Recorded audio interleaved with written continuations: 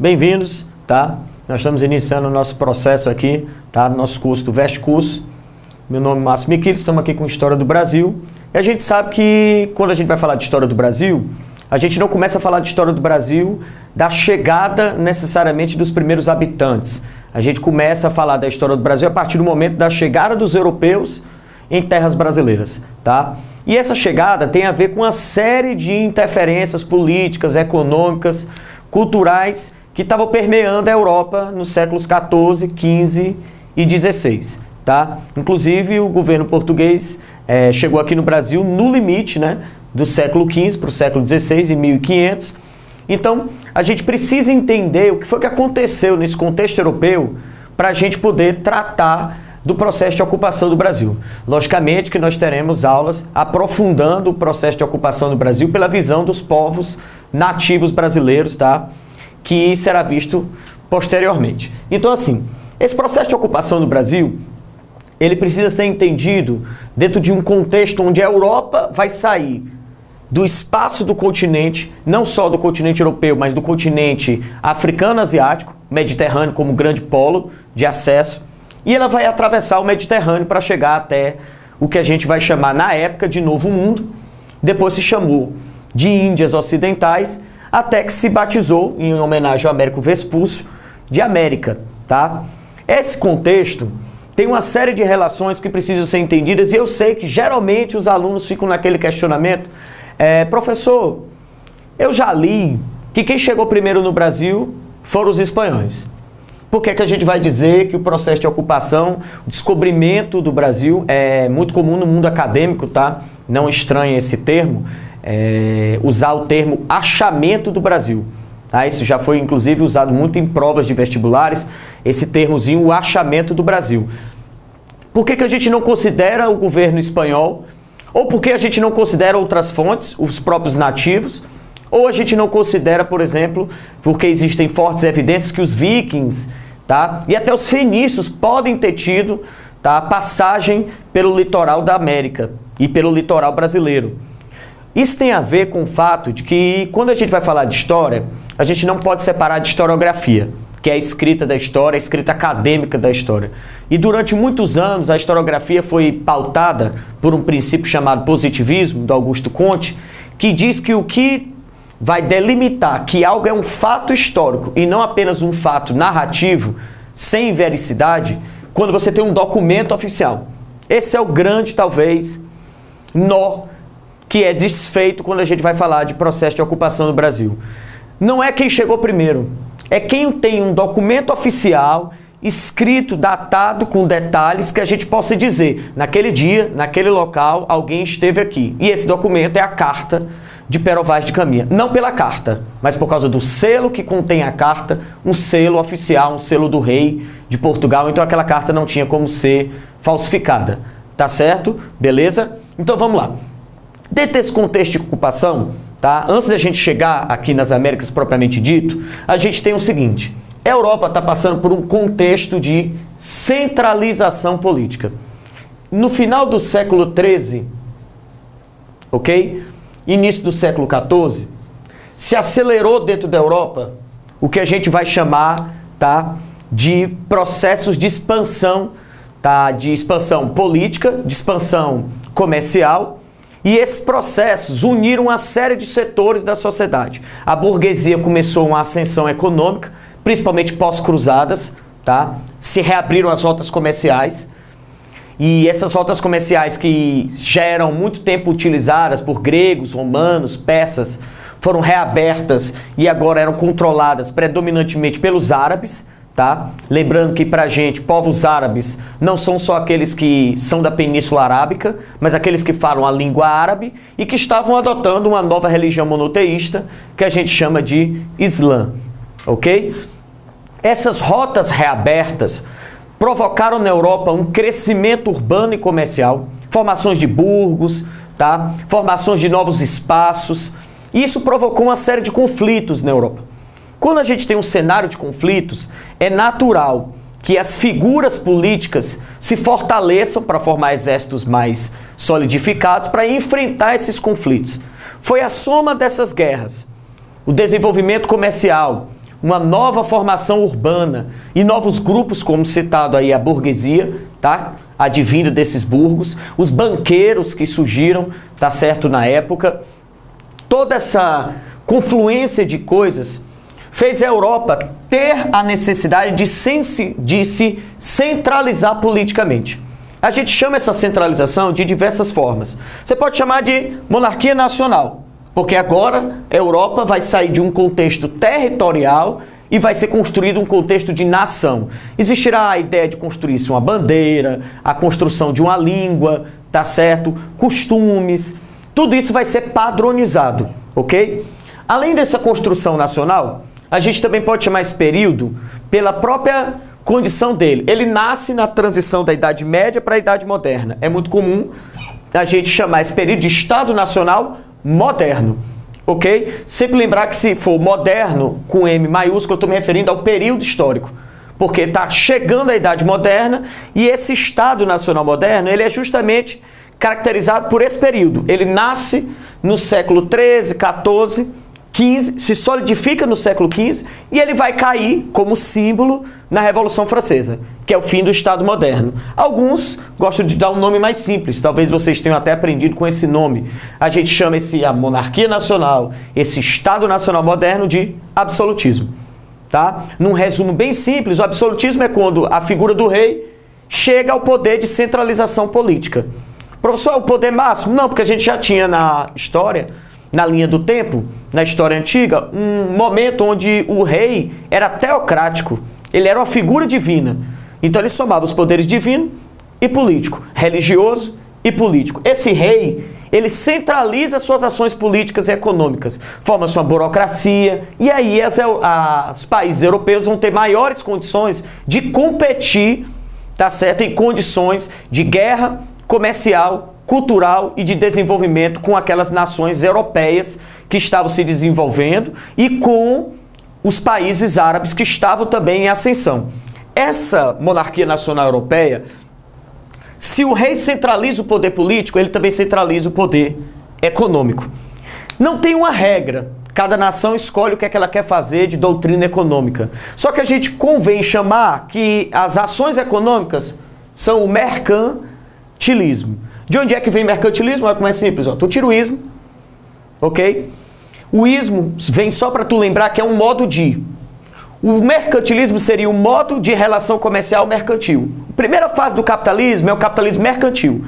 Quando o capitalismo nasce, o que é que ele vai buscar? Uma troca comercial que busque lucro. Como é que essa troca comercial vai acontecer? Daquela mais forma simplória possível, tá? Compra barato, vende caro. Compra matéria-prima, vende produto manufaturado. Tira um produto de um lugar, leva para o outro. Tá? Tira de um local onde ele é abundante, aí o valor dele não é muito valioso, tá certo? Não tem muito mercado ali, porque todo mundo tem aquele produto, e tu leva para onde ele é raro. Tanto é que a gente convém chamar esse tipo de produto de especiaria. Ok? Eu sei que durante muito tempo você ficou naquela sua mente, uma especiaria. Aí o professor dizia assim, gente, as especiarias. Aí você dizia assim, café, açúcar. E às vezes você não sabe nem o que quer dizer especiaria. Rapaz, é tão simples, chega a dar vergonha. Especiaria. Produto especial. Só isso. Por que o açúcar especial? Tira o açúcar do teu mundo que tu vai ver se açúcar não é especial. Tá? Tira pimenta, cravo. Vamos pegar uma especiaria do mundo hoje. Tá? Se você pegar, por exemplo, os smartphones, você tem um computador de bordo na sua mão. Se você tirasse isso do mundo atual, você teria a real noção de o quanto aquele produto é especial, ok? Essas especiarias, elas vinham quase todas do Oriente. Aí estava o problema europeu. Ele não era produtor de especiarias, estava dentro de um processo onde o comércio se expandiu e ligou a Ásia, a África e a Europa. Só que quando a gente fala de comércio, existe uma relação bem simples. Existe um centro produtor, um centro comercial e um centro consumidor. No mundo de hoje, se a gente falasse de centro produtor, tu lembra logo é da China, porque quase tudo que tu olha é made in China. Tá? Aí um centro comercial seria, por exemplo, os Estados Unidos comercializam o que é produzido na China e o brasileiro consome. Não precisa nem ser gênio, que se a gente pudesse comprar o nosso PlayStation 4, o nosso Xbox ou o nosso iPhone lá na China, a gente ia gastar bem menos do que a gente gasta comprando no Brasil. Tem gente que viaja para os Estados Unidos para comprar eletrônicos e sai mais em conta. Tu imagina se a gente pudesse ir para a China. Aí você diz, então por que eu não vou para a China? Porque, ó, jovem, se você pegar o dinheiro de passagem de daqui para a China, você já gastou mais do que você pode consumir. Aí já não vale a pena comprar lá. Se um dia o valor de transferência de pessoas, de transporte, de locomoção da América para a Ásia for extremamente barateado, que é uma tendência do mundo global, a gente vai comprar direto da China e a gente vai ter um retorno dessa compra. Isso é, eu acho que o desejo de uma série de pessoas, de empresas, tá? Das pessoas que estão me olhando neste momento, tá? Então, isso também acontecia na época. O europeu queria ir até o centro produtor. Onde era o centro produtor? Era o que ele chamava de Índias. Essas Índias eram uma série de territórios hoje conhecidos como Índia, seria o Iraque, tá certo? Bagdá era um grande centro comercial, Marrocos, tá? O Egito, inclusive até a China mesmo. Só que a China ela já levava esse produto para a Ásia Menor, naquela aproximação com a África, e já levava esse produto, tá certo? Até a Europa. Só que a Europa era o centro consumidor. O centro produtor são as Índias. O centro comercial, os árabes. Ok? Quem é o centro consumidor desse processo? É a Europa. Aí tu tem uma condição onde a Europa consome o que o árabe vende produzido lá no Oriente. O europeu vai comprar caro. Mas como nada que está tão ruim não possa ficar pior, o europeu tem outros dois probleminhas. Primeiro probleminha, quem é que determina o valor de compra? Quem vende ou quem compra? É quem vende. Porque se fosse quem compra, aí a gente estava no paraíso, né? A gente ia chegar numa loja de roupa e entregar nossa roupa usada para pegar a nova. Tá certo?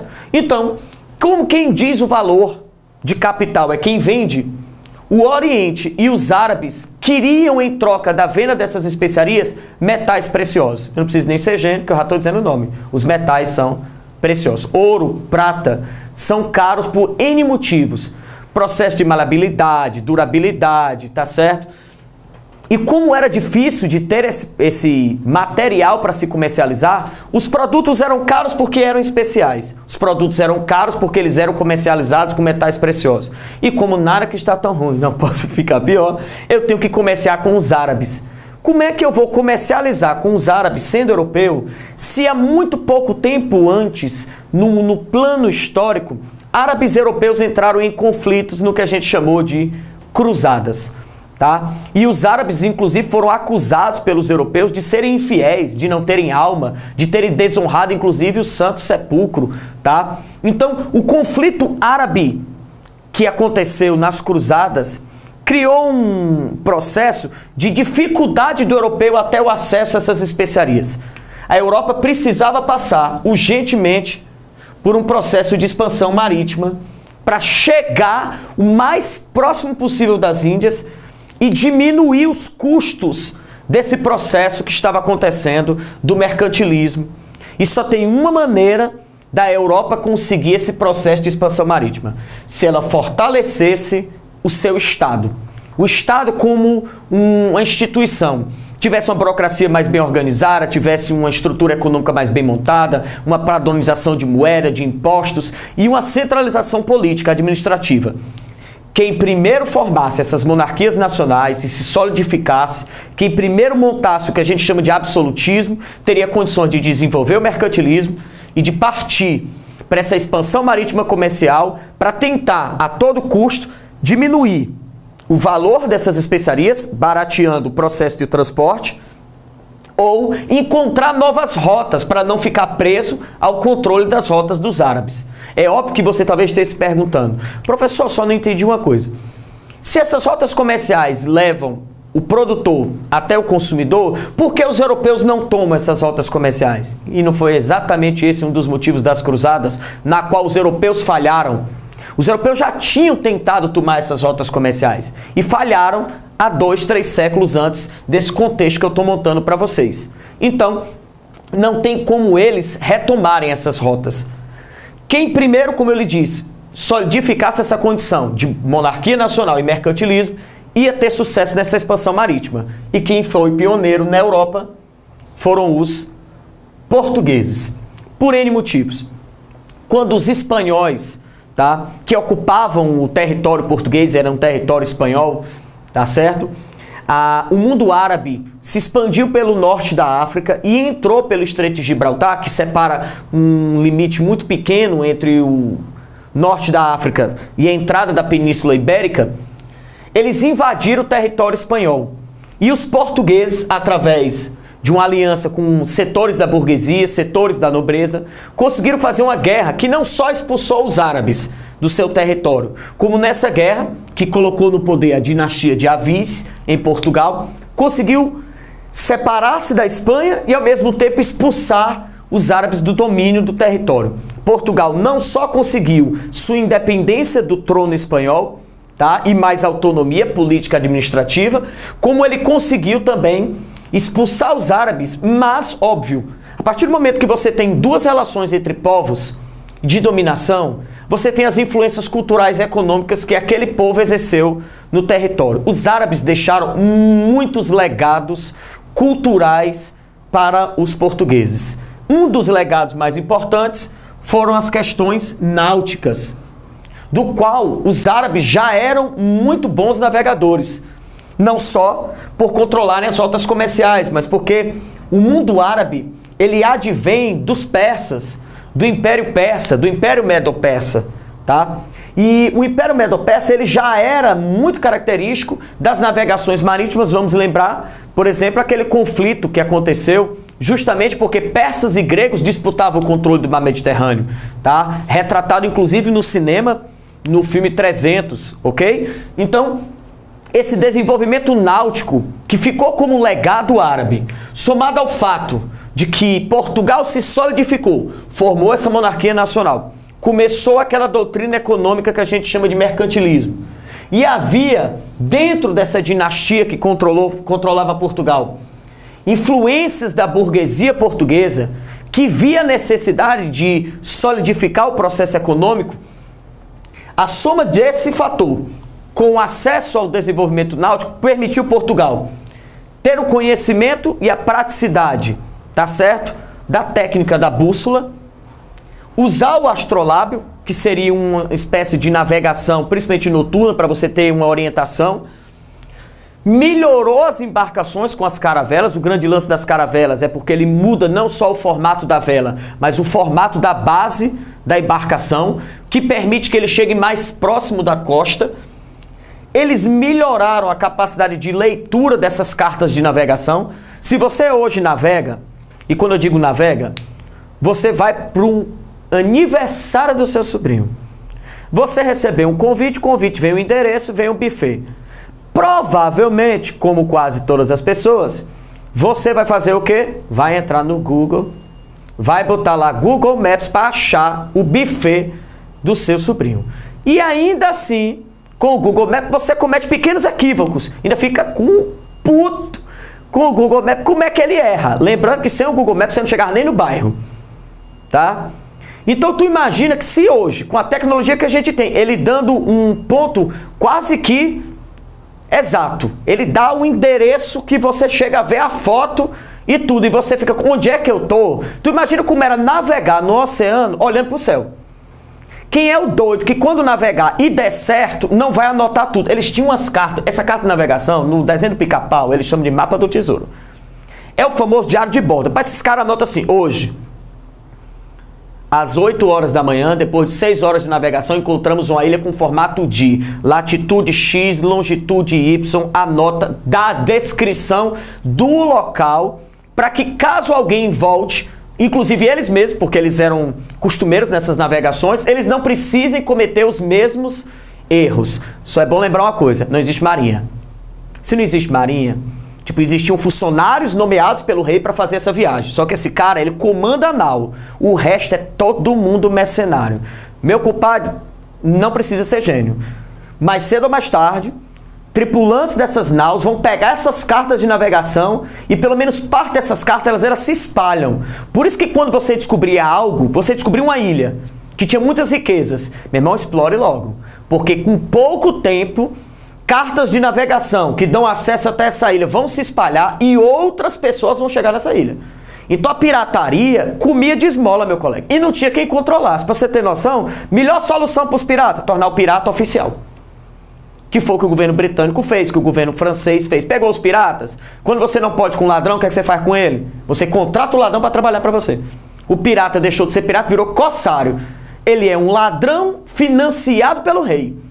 Professor, vale a pena o rei confiar no ladrão? Lógico que o rei não dá o barco para ele, vá, meu filho, e fica ali esperando. Ele manda pessoas da tropa oficial, da realeza, dentro do barco, com ordem de desafiou você, mate. Desafiou, mate. Então essa vida marítima não era uma vida de luxo, não era um marinheiro, não era um cara bacana, íntegro, não. Essa negada aqui tá vindo atrás de riqueza. E não tem como você mentir para ele que não, eu estou indo para uma ilha para procurar, eu estou indo para tipo, ir para gerir, tá entendendo? Para curtir a vibe. Você não vai fazer isso não, bebê. Você vai para lá para procurar, porque todo mundo sabe disso, e você tem que ir da forma mais segura possível, porque o investimento aqui é altíssimo. Essa soma de influência de bússola, astrolábio, cartas de navegação, as caravelas, acabaram terminando em escolas náuticas. Que você não precisa imaginar que a escola da época é um prédio, um espaço físico. Até porque as universidades já existiam. Mas a educação na Europa era muito comum, o professor, o cara era perito numa coisa, aí ele era contratado para dar aula para você. Quando o professor achasse, o tutor achasse que você já está pronto, aí ele lhe libera. Ele conclui seus estudos. Então essas escolas náuticas, como a escola de Sagres, que ficou muito famosa, ok? Ela não era uma escola prédio físico, era um grupo de pessoas que precisava desses conhecimentos e se aperfeiçoava para fazer esse processo de expansão marítima. Se você estiver acompanhando a nossa linha de raciocínio, você viu que a Europa se solidificou politicamente, a Europa criou uma doutrina econômica para poder facilitar essas rotas comerciais que estão sob o controle dos árabes. E que Portugal, através de um pioneirismo, depois de uma guerra de separação da Espanha, ao mesmo tempo de expulsão dos árabes, conseguiu somar fatores suficientes para ser o pioneiro na Europa nessa expansão marítima. Essa expansão marítima do século XV, do século XVI, ok? E Portugal consegue, num pequeno espaço de tempo, depois que começa a sua expansão marítima, conquistar a região de Ceuta, no norte da África, o Ceuta. Essa região se tornou um grande entreposto comercial, só que Portugal cometeu um erro. Fazia parte da doutrina mercantilista europeia e de Portugal. Portugal não se preocupava em produzir algo. Portugal se preocupava em comercializar as especiarias. Então o que é que ele fez em Ceuta? Ele pegou Ceuta, que era um ponto de apoio. Os produtos saíam do Oriente, atravessavam o norte da África, passavam por Ceuta e chegavam até a Europa. Ao tomar Ceuta, que você pode chamar até de uma cruzada, essa tomada, porque ela tem as mesmas características, governo português, tem uma relação comercial, um centro comercial onde ele comercializa essas especiarias. Só que Portugal não se preocupou de pegar essas especiarias e aprender a técnica de produzi-las. Então ele só comercializava. Ele comprava e revendia. Só que ele comprava mais barato porque ele comprava de um centro comercial. Ele não comprava do centro, tá certo, consumidor. Então ele barateava esse processo. E Portugal fez uma prática que era muito comum na época. Se acreditava que quando você quer enriquecer uma nação, o que é que você faz? Você acumula riqueza. Quer ser considerado uma nação rica? Você não investe o que você ganhou. Você pega o que você ganhou e você guarda. Esse costume, inclusive, ficou muito comum na cultura brasileira, né? Colonizada pelos portugueses, que até tem gente que quando vai ensinar, por exemplo, os primeiros passos econômicos para os filhos ou para as pessoas, diz sempre assim, ó, sempre que você puder, poupe o dinheiro e guarde. Até hoje, nós no Brasil temos muito esse costume de termos um porquinho. Há pouco tempo atrás, a classe média brasileira era comum ter em casa um cofre, onde ela guardava os seus bens. Lembrando que quando você guarda bens num cofre, ou quando você guarda bens num porquinho, na sua casa, a inflação mensal, ela desvaloriza o bem que você guardou. Então Portugal não tinha essa noção econômica que guardar ouro e prata que ele ganhava com o comércio, com o passar do tempo, esse ouro e essa prata ia desvalorizar em termos de capital. Ele ia ter que ter muito mais ouro e prata para ter o mesmo valor de capital, tá certo, adquirido. Eles não tinham essa percepção ainda. Então Portugal não investiu o que ganhou. 2, não produzia essas especiarias, na sua grande maioria, ele só comercializava. E óbvio, chegou um momento que, como Ceuta era um entreposto comercial, o que Portugal fez, outras nações europeias perceberam, outras cidades europeias perceberam, como por exemplo os comerciantes italianos de Gênova, Veneza, tá? Que entendendo o que estava acontecendo, encurtaram o caminho. Em vez de ir até o norte da África, até Ceuta, eles desceram pelo Mediterrâneo. E Portugal agora tem que comercializar com os árabes, vai ter que comercializar com os comerciantes italianos, e fez com que Ceuta não desse tanta lucratividade. Portugal tenta a maior das aventuras marítimas até então: atravessar o litoral da África pela costa, fazendo a circunnavegação, ok? E chegar até as Índias. Uma aventura tão inédita que o navegador Vasco da Gama foi prometido a ele um título de nobreza, tá? Bem alto, se ele conseguisse concluir essa viagem com êxito. E que vai conseguir, tá? E quando Vasco da Gama atravessa o périplo africano e faz a circunnavegação, passa por toda a costa da África, e ele passa sem navegar em alto mar, necessariamente. Ele vai passando arranhando, porque ele aproveita o próprio litoral, ok? Ele aproveita a própria maré, que vai jogando a corrente marítima para baixo. Ele atravessa a África, chega nas Índias, inclusive ganhando o título de vice-rei. Tá certo? Porque ele não pode ser o rei, porque o governo português, obviamente, o rei não daria o título a ele se ele chegasse. Mas ele ganha um título de nobreza altíssimo ao ter conquistado, tá certo, essa navegação. E o que é que ele chega aqui?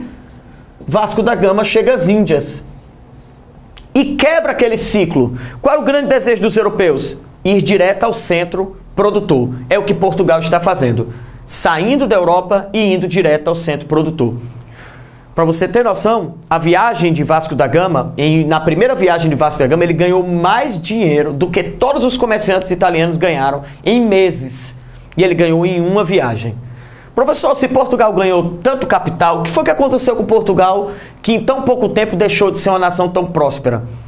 Não é o capital que você ganha, é o investimento que se faz com esse capital. Qual era o costume econômico português? Guardar o dinheiro. Qual era o outro costume econômico português? Não produzir as especiarias, apenas comercializá-las. O que aconteceu? Portugal, primeiro, guardou de novo esse dinheiro, esse ouro, essa prata, que com o passar do tempo se desvalorizou. 2, e mais importante, para sair de Portugal, atravessar todo o litoral africano e chegar até as Índias e voltar, isso demandava tanto tempo que aconteceu um probleminha em Portugal, muito comum no comércio, que tem gente que acha que é tão simples de resolver, e só quem trabalha com comércio sabe o quanto isso é complexo, chamado controle de caixa. Controle do processo do almoxarifado de uma empresa. Imagine que você tem um restaurante, se você não tem um controle dos produtos do seu restaurante, você vai acabar se deparando na seguinte situação. Chega uma determinada situação onde você tem pedidos, mas você não tem os ingredientes para fazer, porque você não percebeu que eles estavam terminando, ou que eles tinham acabado. Imagina você chegar na pizzaria e isso acontece, a pessoa diz, olha, a gente está sem pepperoni. Olha, eu queria você chega na churrascaria, eu queria uma picante, rapaz, a gente está sem picante porque o nosso fornecedor não pôde entregar. Provavelmente, você deixaria de ir ali, ou a imagem daquela empresa pode chegar a um nível de desgaste que você não deixaria de ir naquele momento, você deixaria de ir para sempre naquele ambiente. Portugal começou a ter um problema grave de relação de tempo, e essa relação de tempo não conseguia ser resolvida. Brinco muito com essa frase que, como não há nada ruim que não possa ficar pior, é dentro desse contexto que a Espanha consegue expulsar os mouros e consegue começar a sua expansão marítima. Os mouros são os árabes que advinham da África. Durante muito tempo se chamava até de árabes negros, mas isso é um termo meio pejorativo, porque quando você fala árabes negros, você dá a impressão de que os negros não são árabes. E como eu falei para vocês, árabe é quem fala língua árabe e quem adota a religião islâmica. Então muitos africanos adotaram o islamismo desde o século 7, 8, 9, 10. E essa conversão ao Islã não é digna só de quem é da Península Arábica. Então, muitos africanos eram árabes. A expulsão desses árabes da Espanha e a presença desse novo navegador, chamado Cristóvão Colombo, que contou com uma pitada muito grande de, vamos dizer assim, sorte até, para chegar nas Américas, criou um novo mapa dessas rotas comerciais. Colombo, apesar de italiano, não tinha recursos para fazer essa viagem. Que viagem? Acreditava ele, lendo isso em postulados gregos, que a Terra tinha um formato redondo. Não totalmente redondo, mas que era possível atravessar de uma ponta a outra o hemisfério. Para isso ele precisava de um investimento muito alto. Investimento do qual ele não tinha como dar retorno. Os comerciantes italianos, como quase todos os comerciantes hoje, negariam esse investimento, porque, como ele disse, Colombo não tem como ressarci-los caso dê errado. Até porque ele quer ir por um caminho que ninguém nunca o fez. 2. Colombo buscou esse investimento em Portugal, e Portugal não investiu em Cristóvão Colombo. Se chegando às Índias com Vasco da Gama, o governo português estava com problemas financeiros, imagine fazer essa viagem tão arriscada de atravessar o oceano, em mar aberto. Foi somente na Espanha, inclusive com relações bem particulares, porque o rei da Espanha negou o investimento a Colombo, porém a rainha da Espanha investiu em Colombo. Um investimento quase que totalmente pessoal. Ela chegou a vender posses dela para investir em Colombo, tá? E esse investimento, Colombo ainda contou, como eu lhe disse, com a pitada do acaso. Existe uma corrente marítima que sai da América e leva para a Europa. Na verdade, ela sai aqui do litoral europeu e atravessa, fazendo quase que um movimento da Terra, indo para a América. Só que essa corrente ela só vai pelo lado norte.